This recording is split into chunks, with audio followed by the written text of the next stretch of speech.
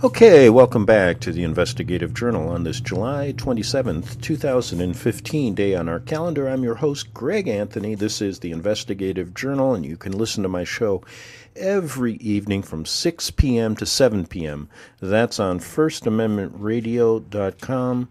And this is part 10 of what I call In Search of a Great Ice Wall.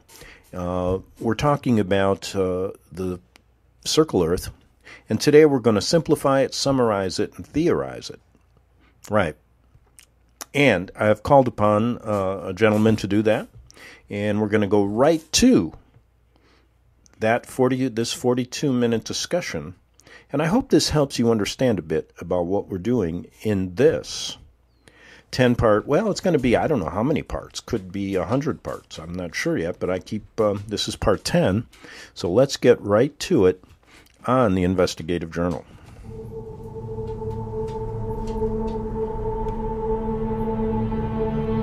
Hi there. It's about time to do a flat Earth, simplified and summarised sort of presentation.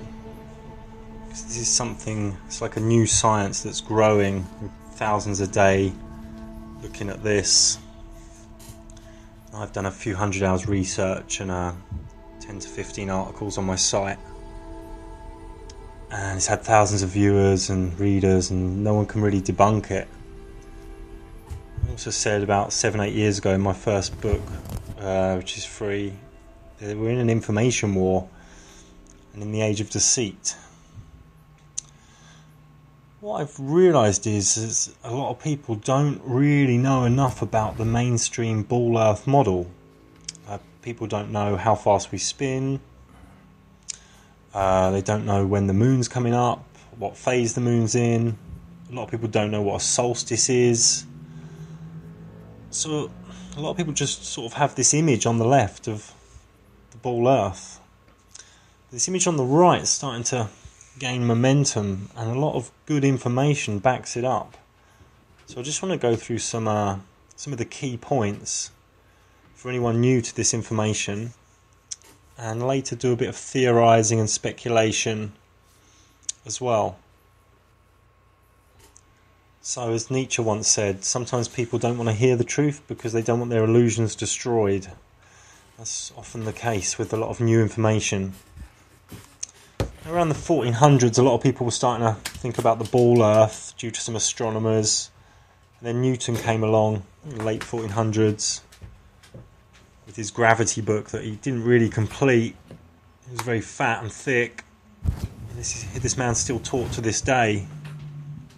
He's taught as being an academic scientist, but really he was an occultist, an alchemist, and a magician. It's kind of strange how the universities don't teach much about Newton the man, especially when they're hinging massive belief systems upon him. He's also had a lot of links to Freemasonry, which came out of the Knights Templar pretty much in the 1300s. So Newton's a guy that people don't know much about, but they're pinning a lot on him. Now this is the image and the dimensions everyone believes. This is in encyclopedias, schools, universities. And it shows the diameter around 13,000 kilometres. That's a lot of curvature to get through. You know? And what I did, I started researching spherical trigonometry to work out curvature. And I worked out that this is the correct one. Now from the observer, the first mile drops 8 inches. And the second mile drops 32 inches. It gets squared because we live on a ball and not a slope. And it keeps getting squared. Now, if this is correct, which everyone thinks it is, then this is correct. So in 100 miles of walking along the Earth, one would have dropped 6,666 feet. That's quite a lot of curvature. In 10 miles, one would have dropped 66 feet. One scientist I spoke to said I was wrong, this is wrong, and it's 8 inches per mile. Full stop. And I sent him this and told him he lived on a pyramid and he should really give up science and take up golf or something.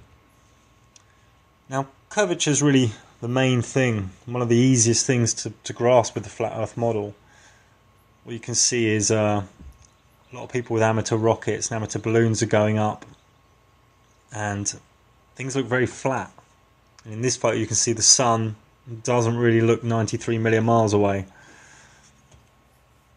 Some more horizons looking very flat. The interesting thing here is the horizon is still at eye level.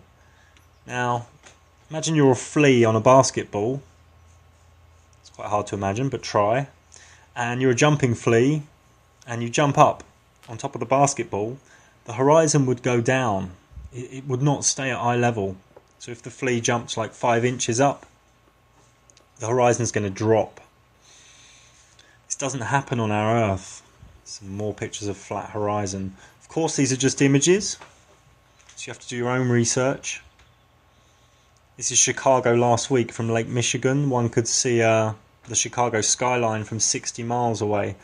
This isn't possible. It should be below the horizon. Now, a lot of this footage we see from NASA and other people up there, big corporations like Red Bull, they're using a GoPro lens to curve the Earth. Obviously that curvature we see on the picture now isn't really possible at that height. This is just Photoshop garbage. Again, the very strange curvature using the GoPro lens.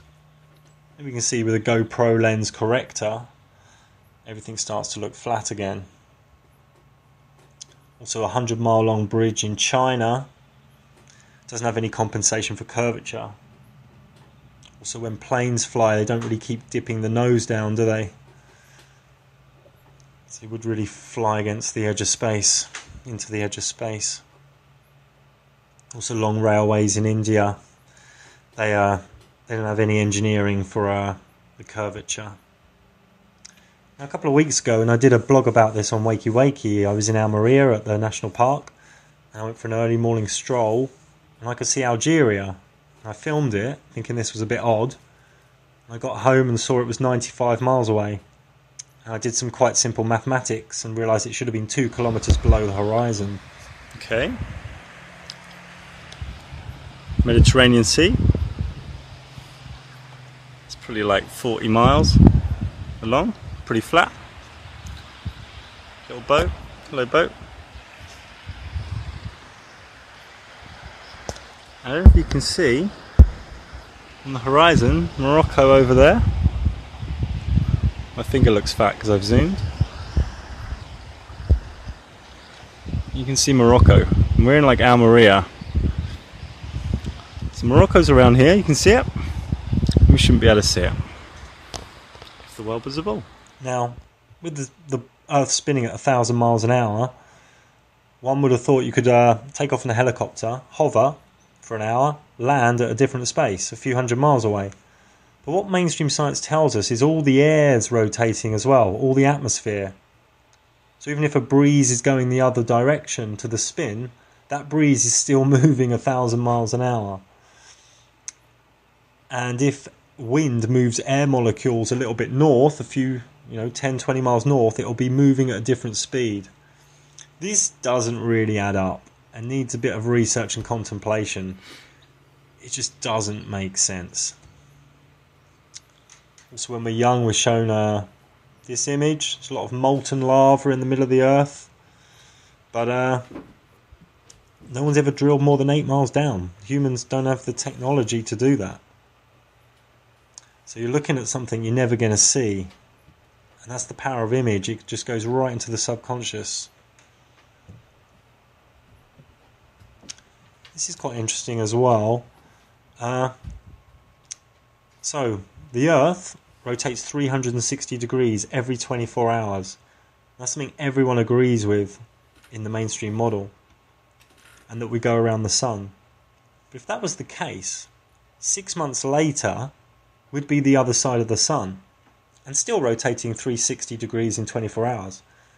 Therefore, midday should be dark and midnight should be bright light. This again might need a little bit of thought and contemplation, but it can't really be argued with. Let's have a little look into NASA. Now, they get 8 billion attacks a year or so, and they're a government agency linked a lot to Freemasonry and Project Paperclip after World War II. I won't talk about the red serpent tongue there because I'm trying to stay away from too much conspiracy until later on in this. Now NASA obviously you know the moon landings were a hoax. If you don't, then just click X and go and do something else with your day. I mean, you can see the moon's edge from 20 meters away. No stars. This is a Stanley Kubrick movie, if you do your research. There we go. It's probably something more like that. And this is the image NASA give us. This is the image you see all over the place, encyclopedias, school walls, Google Images. And this image is from the 70s, from the Apollo missions. Now, there's no stars, no equatorial bulge, and there's no evidence of spin. It's quite a high technology camera that no one else has got to capture that shutter speed.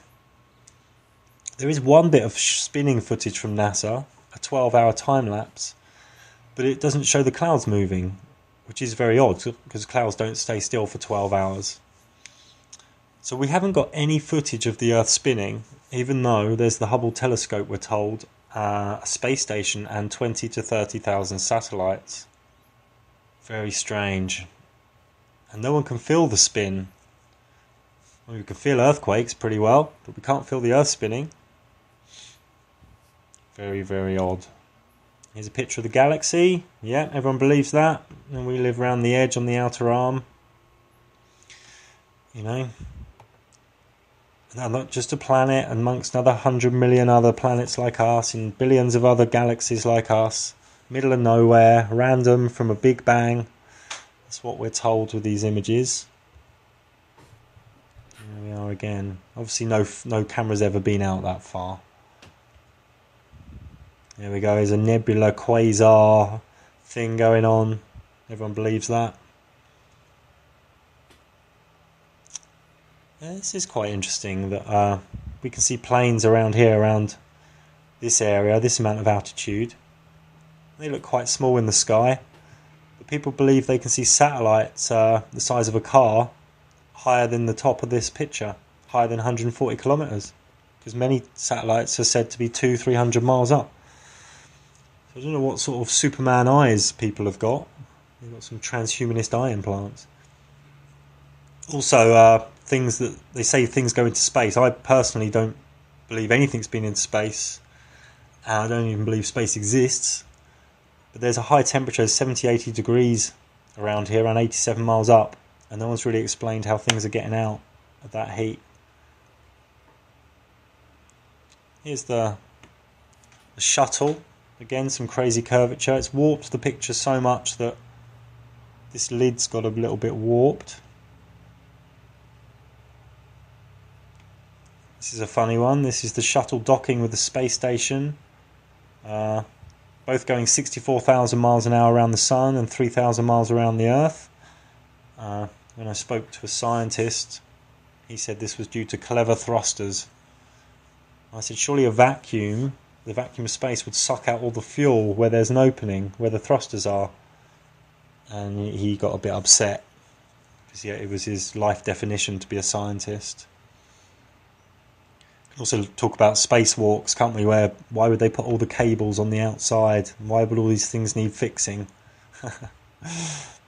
And how if you study spacewalks, you're really looking at underwater footage. You see a lot of bubbles in the helmets of a lot of spacewalks. And NASA actually use a training swimming pool. These are the satellites, 20-30,000. None of them hit each other. None of them hit the space station, and none of them take any photos of the Earth. Unless you believe the weather after the news. Okay, here's a satellite, with its ray gun. That's real. If you go on Google Images, look at satellites, you're just going to find loads of Photoshop. I mean, who took that photo? So there was another satellite behind this one. Yeah, there we go.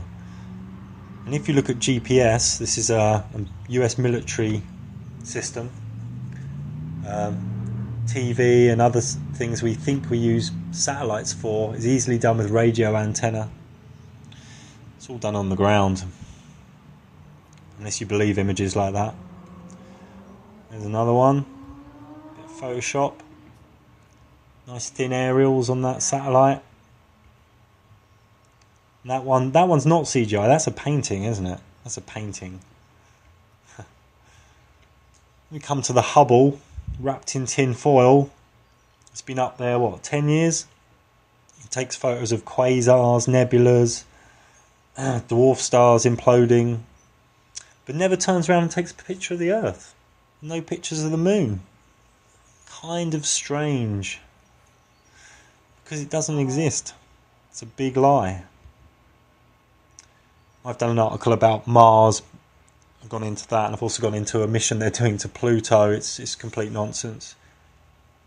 Here you can see some duct tape to make sure it works properly.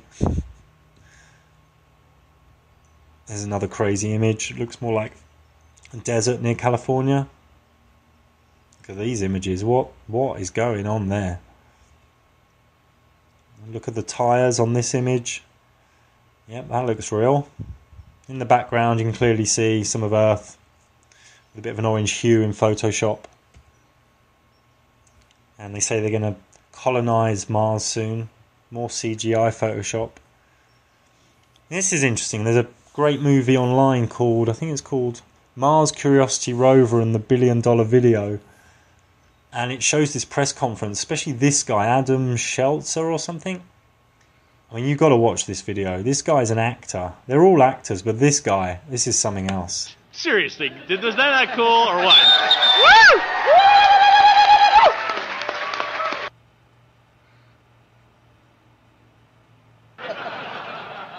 So that rocked. Seriously, is that not cool or what? Woo! And is that Mount Sharp? What can I see there? And all kinds of stuff. And so he's got the keys pretty soon. Not quite yet, but pretty soon he'll have the keys.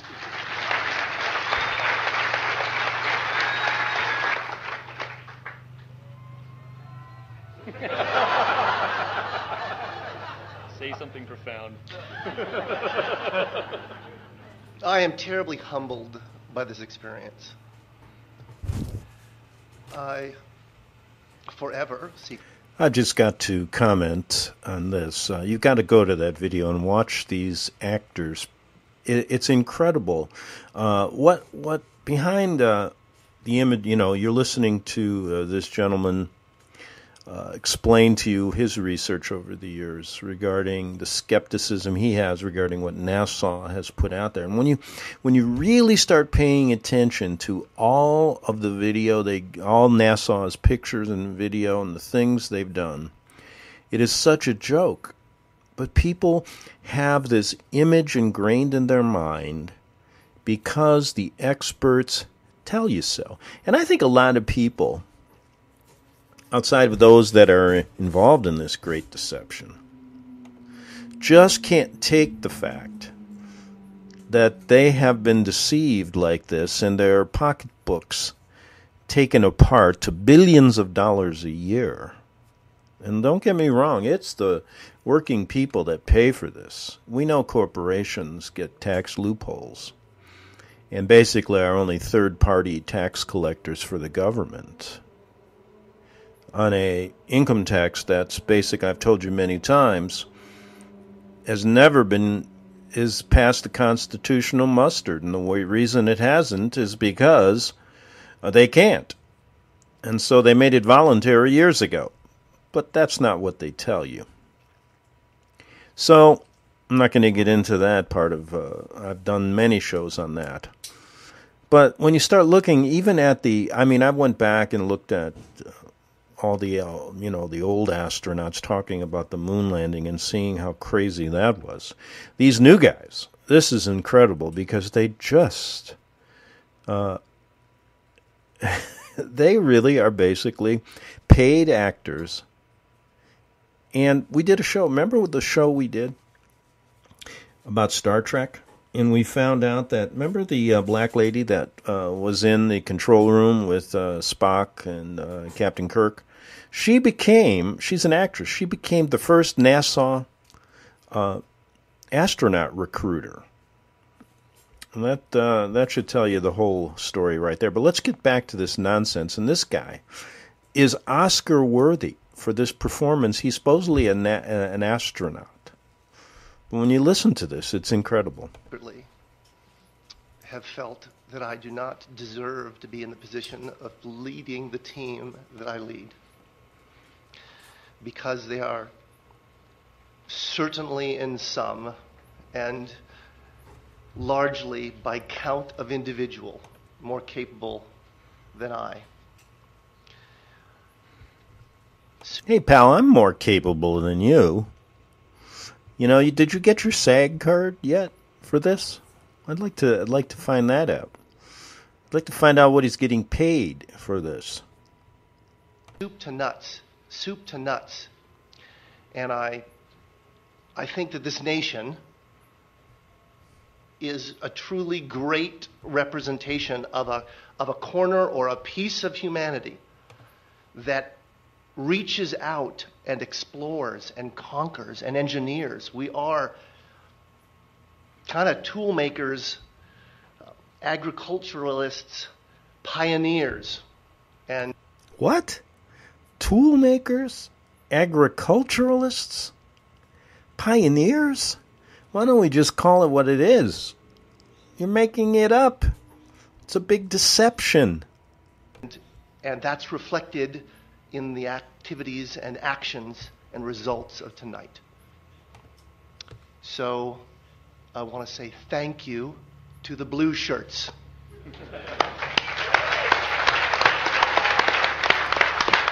Why don't we say thank you to the brown shirts? Certainly, this beautiful theater of tonight, the drama of us all being able to experience it together. He did say the truth there. This is beautiful theater, and the drama continues.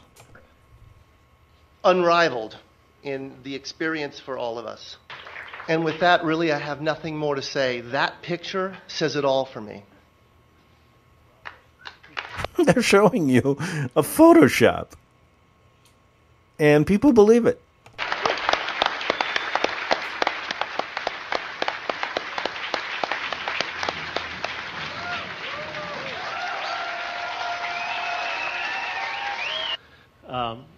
Adam, tell us about the landing. All right, Greg. I can't tell you too much about it. Oh, boy. Tell us about the landing. They're landing on some fake planet or something that they've created, or the space station. But he doesn't know. He can't tell you anything about it. I mean, it looks good. I'm being a little flip. In short, it looked extremely clean. We had extremely clean. All right, that's a pretty good description. We touched down in conditions that were on the more benign side of our nominal expectation. The benign side of our nominal expectations. I really have to take a break and catch my breath here before I pass out from this stuff. Back in 3 minutes on the Investigative Journal. You're listening to FirstAmendmentRadio.com worldwide. Freedom is never free. We need your support today at FirstAmendmentRadio.com.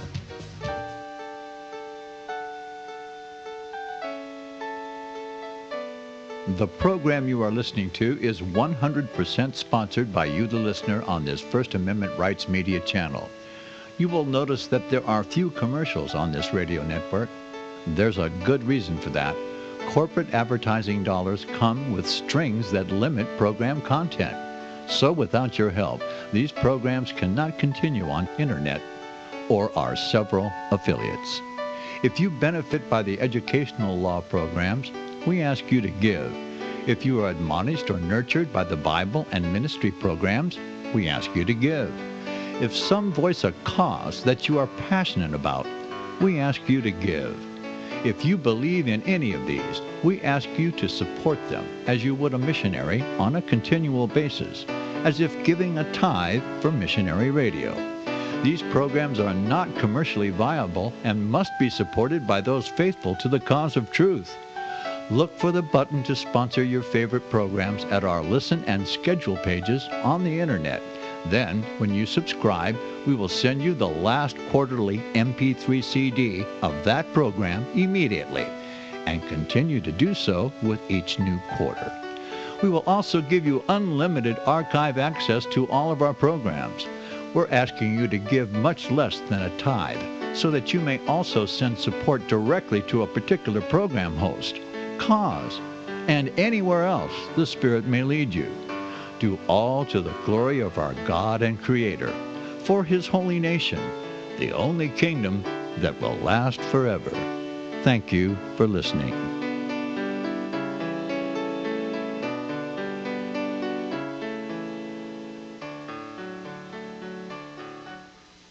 Since the beginning of time, kings have sought it, nations have fought for it. It has been traded, it has been borrowed, it has been purchased, it has been stolen. There's a reason for it. To secure the blessings of liberty to ourselves and to our posterity, invest with the security of gold and silver. Call Discount Gold and Silver Trading at 1-800-375-4188 or visit discountgoldandsilvertrading.net. Listen to Financial Survival with your host Melody Cedarstrom right here on FirstAmendmentRadio.com at 4 p.m. Eastern or 1 p.m. Pacific Time. Visit discountgoldandsilvertrading.net or call Discount Gold and Silver Trading at 1-800-375-4188. Toll free 1-800-375-4188. Okay, we're back on the Investigative Journal, and I'm not going to play much more of that nonsense. You can go and find it on Google. Just Google Flat Earth, Simplified, Summarized, Theorized. And then you can also Google Astronauts Gone Wild, Bart Sibrel stuff talking about the old day, in the old days when I interviewed Bart in his his great videos. He's a documentarian showing us the moon landing was a hoax. And also his interviews with the astronauts. He was punched by one, and you can see that they're basically hiding something, all those Freemasons. So anyway, go and get that yourself. I'm going to continue with the Flat Earth, let's call it the Circular, Simplified, Summarized, and Theorized. Yeah, that looks real. Where there's no showers, no ability to do laundry, people's bones are deteriorating, the muscles are deteriorating, you're in a tin can with your life on the edge, but everyone's really happy. I mean, they play the guitar up there, when you do a live link up to the space station, they're like eating jelly babies and playing with zero-G, which is all really done in a NASA aeroplane at high altitude, piloted a certain way to create the odd half a minute of zero-G. I recommend a video online called ISS Hoax. The International Space Station does not exist. There we go, look at that. Ethical with the solar panels. Yeah. But keeps needing fuel to be taken up to it. Now if you look at it through a telescope, all you're going to see is this. It flickers a lot as well and warps a little bit. It's very odd. What this is probably is a high altitude drone with a big plasma screen or a hologram, and this technology exists. Here's a astronaut with the funny shape of the Earth around her arm. Apparently we live on an octagon. These images are just nonsense. So there's another key as well to the flat Earth. I mean, people believe the Pacific Ocean's a big ball, a big curve of water. Water never ever curves. It always finds its lowest and horizontal point. So no one else can replicate this curve of water anywhere. Eric DeBay's done a really good article on this, if you're interested, at theatlanteanconspiracy.com. what's happening now is people are worshipping science, especially like males. They're like, oh, I'm clever, I know some numbers, and I can repeat science, and I get science updates on my tablet, blah, blah, blah.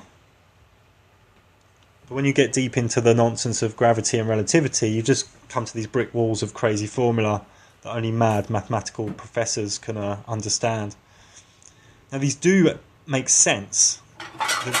The ball earth model is a working model, but it doesn't mean it's true. Children today are getting conditioned early with all these space books. My first book of space travel, Kids in Space, Space Cop Zach.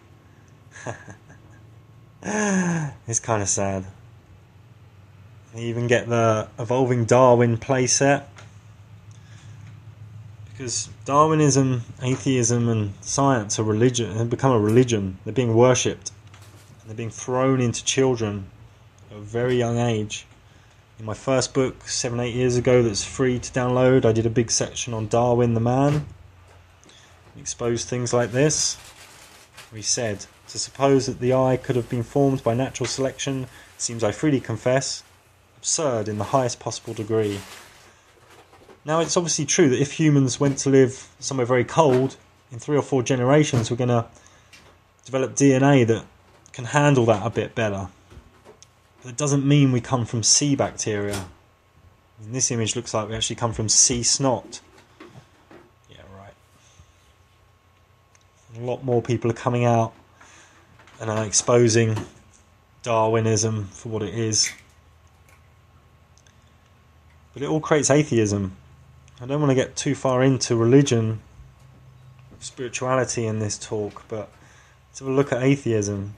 The belief there was nothing, and nothing happened to nothing, and then nothing magically exploded for no reason, creating everything, and then a bunch of everything magically rearranged itself for no reason whatsoever into self-replicating bits, which then turn into dinosaurs. I personally have some questions about dinosaurs, but that's not for today. Now we've looked at sort of debunking some of the ball earth, but when we say the word flat earth to someone, this sort of image comes into their mind, or this image. You know? It's nonsense. Ah, what? Where's the edge? You fall off the edge. People have been around the world. Da-da-da-da-da. It's a bit like if someone says the word clock to you, the image from your mum's clock when you were a kid, or the clock at school comes into your mind. It's just what comes out of the subconscious. But the model isn't this. We have the North Pole in the middle. Antarctica is all around the outside. The Sun and the Moon are pretty much the same size and act as like spotlights. And the Sun moves in an outer spiral and an inner spiral, creating the seasons. Hence, it's always hotter at the equator, what we know as the equator. Magnetic north is always the North Pole, and magnetic south always pushes you out to the Antarctic.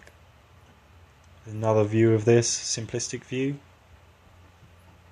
This is circumnavigation. You get yourself a little boat, get yourself on the BBC, sail around. Yeah, I went around the world. No, you didn't. You sort of didn't. This is a map of the flat earth. This sort of map will be growing in the coming years. Here's a photo, we're told, from NASA of Antarctica. And another one. I mean, that's not real, is it? I mean, really. And another one. I mean, you see better things in Hollywood, you know. So Antarctica, in the early 1900s, a lot of boats went missing, and some people's instruments went a bit crazy, and they said they followed ice wall for hundreds, if not thousands of miles. This sort of information has been recorded. And if you go to Antarctica now, you'll find the whole area protected and locked down. It's run by the Antarctica Treaty, I think from the 1950s. And you can't fucking breathe there. There are military and there are science operations. This is where the Antarctica Treaty hang out. A bit of an ice wall surrounding the Earth there. A bit of a pyramid with a capstone cut off. Oh, getting a bit conspiratorial now. Better rein it in.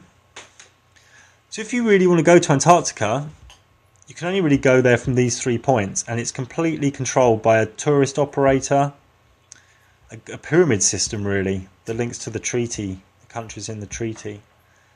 Now I phoned them up and said, me and my mates are super rich, we're going to go to Antarctica from India and Hawaii. And we got loads of money and we got all the kit, so we'll be there soon. And I got hammered with loads of emails saying, no you don't, where's your permit, fill out these forms, who are you? And this place is locked down, for real. You can go there from these 3 places and you can look at some penguins, take a few photos and off you go. And it'll cost you 10 grand for the luxury. So, you want to fly from Australia to Africa or South America? You'd fly these routes, wouldn't you, on a ball Earth? These routes don't exist. They say because Antarctica's too cold. But you can fly over Canada, Sweden, Siberia. But you can't do these flights because it's not possible. So then you'd think, okay, maybe you can do these flights. These aren't possible either. If you go on the flight sites, you will see these sort of flights you want, going through Asia, Dubai, LA, and you end up with flights more like this, that are the shortest way on a flat Earth. But in these flight listings, there are hoax flights. They'll say, direct, South America to South Africa, hugging Antarctica. But you go and try and book it, and get back to me. All the seats are full. This is another key. This is Polaris, the North Star. And with time-lapse photography, you can see that, people think the Earth's spinning. But really, in the flat Earth model, it's the stars spinning around a stationary Earth. Now, if we were on a ball Earth going around the sun, 6 months later, we'd be millions and millions of miles away. But you can still take the same photo. What mainstream science says to answer this is that the stars are so far away that our millions and millions of miles movement over 6 months around the sun doesn't register because it's so tiny in comparison. This is a rather convenient answer to something very real we can see with our eyes. Also, most people believe that the sun is 400 times bigger and 400 times further away than the moon, and that an eclipse, where they appear the same size, is just a coincidence, really. This is a bit strange. And the old alchemists always drew pictures with the sun and the moon the same size.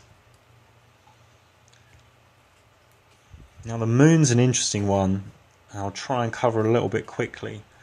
The moon does its phases no matter what the Earth and the sun are doing. It doesn't care. It doesn't care for where the Earth is or where the sun is. The moon does its phases. Also, you could be in any part of the world or another part of the world, it will be new moon or full moon. It does what it does. The moon is self-illuminating. It is not reflecting light from the sun. Sunlight is gold, warm, dry, preserving, and decreases combustion in a bonfire. The moon is silver, cool, damp, putrefying, and increases combustion in a bonfire. Animals and plants react very differently to moonlight and sunlight.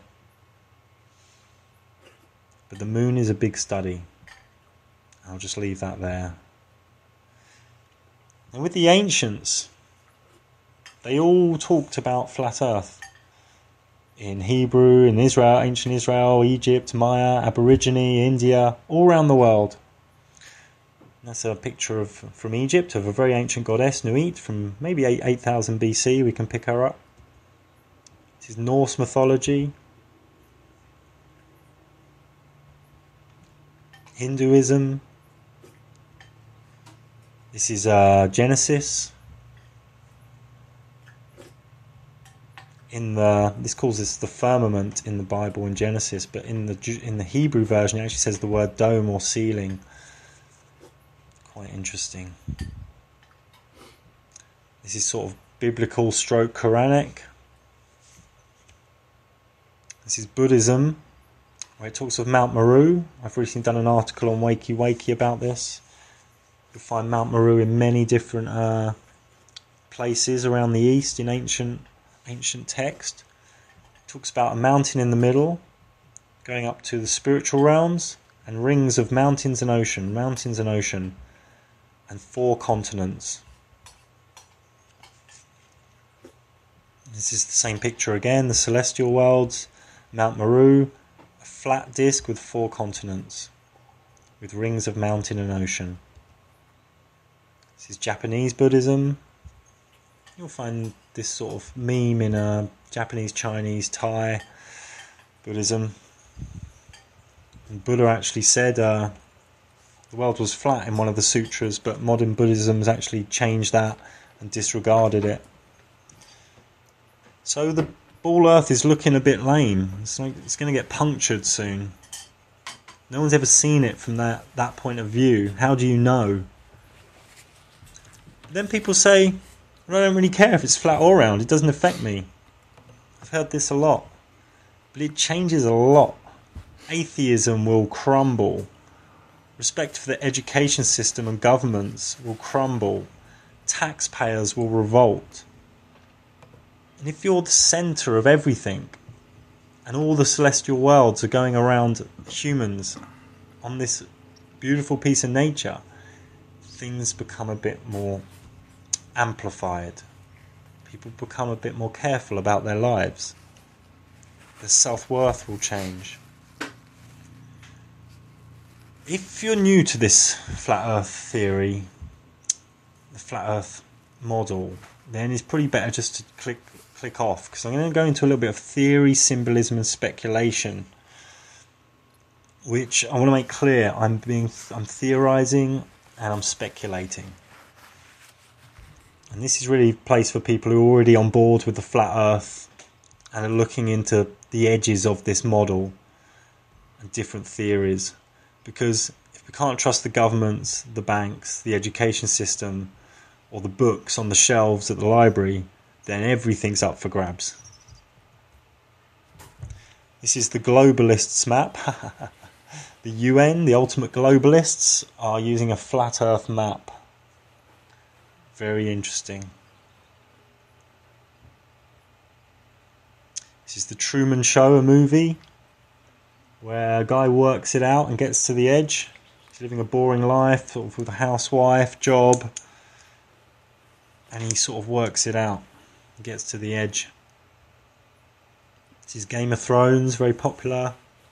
The big ice wall that they guard, and some people went through and found another world. This is one of my personal favourite films, Dark City. It was around the same time as The Matrix, but didn't gain as much popularity. This shows a guy who works it out and finds the edge of a flat earth, a flat city.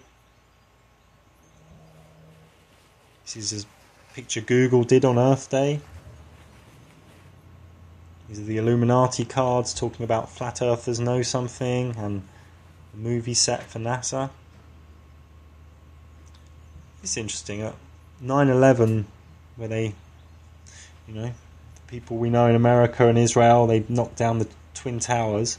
At the subway now, what they call Ground Zero, is this picture. An eye in the middle of a flat earth. It looks like this. Why would that be there?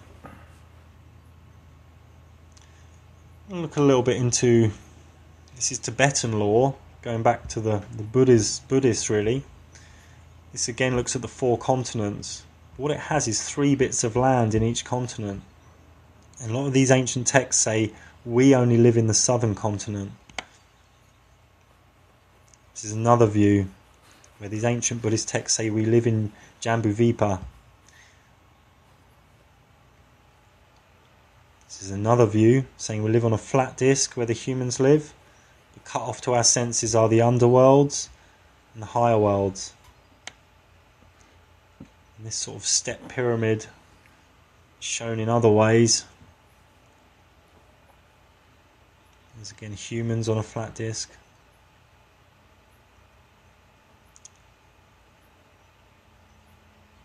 And step pyramids are seen all around the world.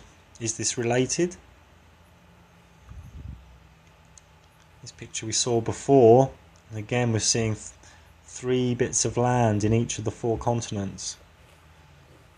Is it true that maybe there's other bits of land? Is this what they're protecting? Where do these 140,000 children that go missing every year go to? I mean, the paedophile rings can only play with 1,000 or so. Where's the 139,000 children? I mean, what is going on? This is Plato's Atlantis. Now, most people don't believe in Atlantis or even know about it. But a lot of people think Atlantis was a place, a utopian civilization with high tech. Probably before 20,000 BC, 15,000 BC. But it's always described as being rings of land and water. Maybe Atlantis wasn't a place, it was the whole gig. Again, just theorizing and speculating. This is something I looked at in quite a long blog I did. It's called Flat Earth Galactic Center and the Dark Rift, and it's on wakeyWakey.com. Obviously, this isn't galactic center anymore in the flat Earth model. This is a sort of rip in the sky, in our ceiling stroke sky, in the celestial stars that come across us. There are stories all around the ancient world where in the Maya, Egypt, I mean, you can go everywhere.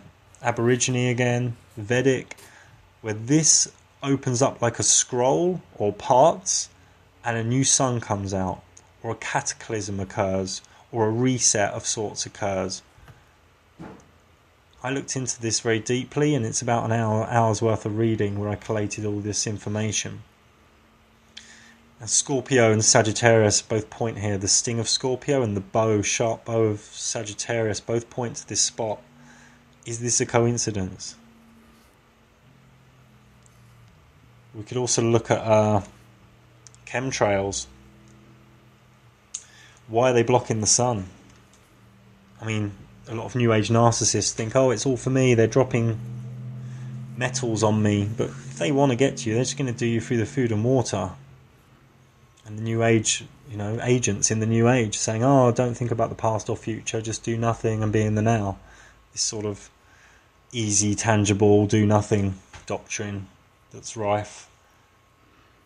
If you get up early in the morning on sort of a chemtrail day, you can see they're just bombing in front of the sun. They're blocking the sun. Are they delaying something? I mean, some guy I know thought something was going to happen in 2012 and thinks that it's been delayed from chemtrails.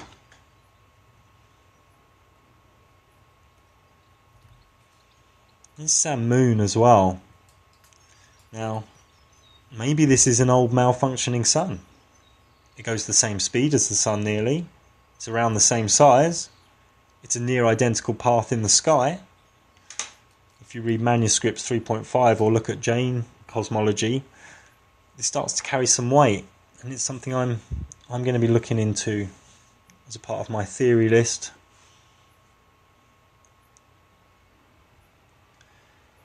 But one thing's for sure with all this flat earth information that's going to grow and grow, is going to divide people, families, friends, the truth movement.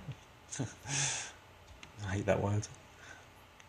But we're in the age of revealing, and division creates some friction. Sometimes the sword, to sharpen the sword you need friction from the stone. Maybe it's just a natural thing. But you have to do your own investigation to find the truth. No matter, under insults, under pressure of a big groupthink belief system, we all sort of have a duty to find the truth when we start to see lies. Because there's no smoke without fire. One thing's for sure, this beautiful divine Fibonacci code that runs through nature, this isn't from sea bacteria. This is high intelligence. This isn't random. It's not possible for it to be random. If you're interested in this subject and some of the articles about flat earth, or some of the things I'm theorising and playing with, head towards wakey.com. I'm sure you'll find something of interest there. We're in a time of universal deceit. Telling the truth is a revolutionary act. Okay, thank you for your time. Enjoy.